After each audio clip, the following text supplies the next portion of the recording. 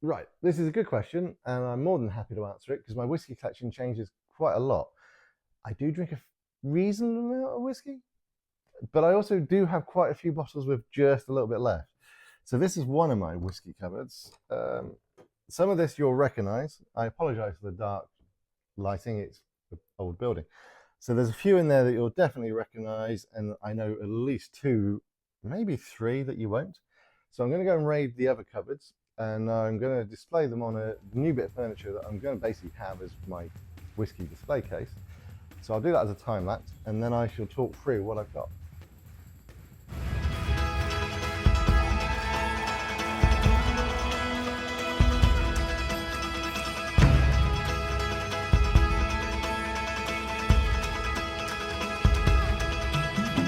Right, so that's the whiskey collection, all bar this one, which I'll show you in a moment.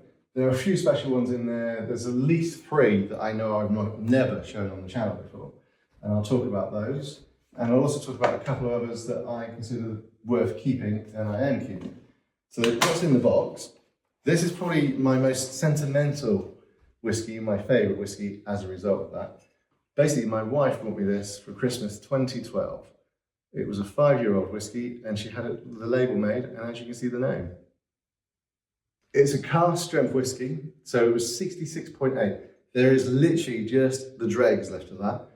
I'm probably never going to drink it. It's probably going to sit in this bottle until the day I die, because it just means a lot. So that is probably my most precious one out of my collection. You may recognise the Infinity Drams. This is the current 2.0 dram.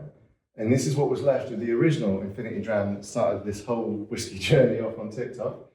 So that's still the original one, which had 29 in it, I believe. We're up to about 9, maybe 11 in that one. I really should count better. In terms of other whiskies we've got here, there's the organic 2010 by Buckley. This is a favourite of mine, but as you can see, there's only a tiny, tiny bit left. So that might be the next one into the Infinity Dram. The reason I've hesitated and I've not put it in there yet is this isn't the cheapest bottle of whiskey you can buy, so therefore not everybody can have it. Everything that's in the current 2.0 Infinity Dram is stuff you can buy in the shop, supermarkets or online, and it's all around the £50 and below mark. This is about £70 to £80 at the moment. So I figure it's a bit too pricey to go in. So hence I've kept it aside. What else have we got?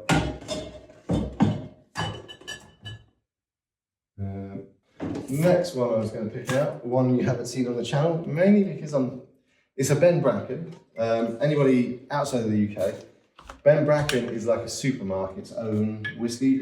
This is from Lidl. It won Whiskey of the Year for the year that it was released.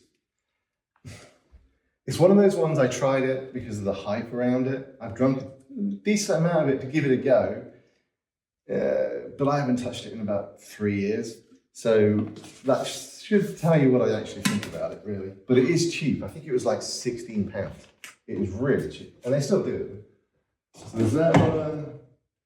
As you all know, I normally always have a bottle of Glenfiddich 12. That's just one of the ones that I always just keep, basically. There's another one here that actually is a very interesting distillery. So the next one, this is one that you haven't seen. Basically, this distillery, I quite like this distillery because what they tend to do is they buy whiskies from other distilleries that they have spare and then basically mature them in their own barrels. So you get quite a unique blend. It's almost an Infinity Dram, but done by a distiller. So that's that one. It's a lovely looking bottle. I've not drunk a lot of it. It's a very, very, very light whiskey, this one. So it's the sort of thing you'd have, for me, at the start of the night. This is like the warm-up dram, shall we say. This one is also very unique. This is the malt liquor. So this is before it becomes whiskey. This is what every bit of whiskey looks like in the world before they start dumping it into a wooden barrel and aging it into what we know as our beloved whiskies. I'm so tempted. I have drank it a little bit, as you can see. It's like 90% proof. It is horrific, but it's designed to be distilled, so it's going to lose a lot of that alcohol as you distill it. just need to get a wooden barrel and actually do it. But there's a part of me that's like, I don't want to waste it, because once it's gone, it's gone. Although it will make a very lovely whiskey. So, bottle of Nicneen. This is actually my second bottle of Nicneen, because the first one ended up in there, the last little bit of it. So, I liked it enough that I actually went out and bought a bottle. They sent me the first one to try and do a sample with, but it was good enough that I actually thought it warranted its own bottle. So I went out and bought another one of those. This one is for those who have been on TikTok for a while. Now Blaze, it was a young Scottish lad who was trying to do his own whiskey. And I have to admit, I was very intrigued and I gave it a go. Sadly, it didn't work. He's gone out of business because he just basically didn't sell, which is a bit of a shame because he had a good idea, just didn't quite get there. We've got the bourbons at the back there. And a couple of specials that I do want to mention. This is a rum, Foursquare, 2010 release. This was actually bottled, I believe, last year, memory serves, and it's actually Hannah over at Vineyards recommended I should get this because it's lovely. Now, I haven't cracked this open because I cheated. I had some of what she cracked open from her bottle, so I'm saving this one. I'm going to hold on to it for a couple of years, and I might drink it, or I might see where the value of it goes. The other one I'm keeping a hold of is Glenhaven. Now, they do a release every year, and I thought what I would do is start collecting these. This is the when was this one released? This was 22. So this is the 2022 release. I really should get the 23 and 24 then, shouldn't I? But that's the plan. That's another distillery that I really like. That's probably my second favourite distillery at the moment, behind Brookladdy. As you all know, I'm really am a Brookladdy fan.